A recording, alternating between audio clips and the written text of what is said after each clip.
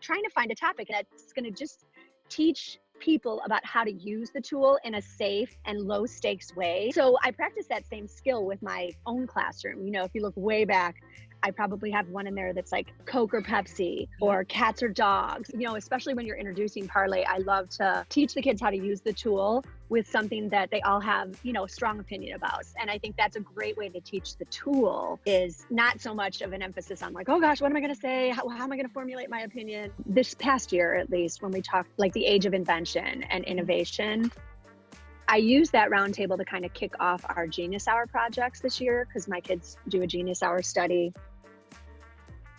and asking them what they thought was like the most impactful innovation that, in the history of the world.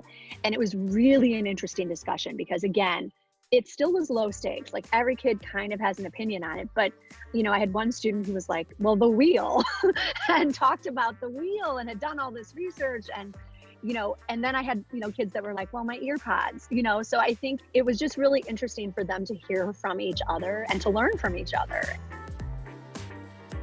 Looking ahead to this coming school year, that's the kind of discussion that I'm looking for to start kids with, is ways for them to get to know each other without like, what's your favorite color? Parlay can be a great tool for that. So I just remembered them talking about that afterwards, bringing it up again. And even when they were choosing their Genius Hour ideas, going back to that roundtable and looking at some of the responses and doing exactly what I had hoped they would do. But, you just never know. But, the 12-year-olds coming through.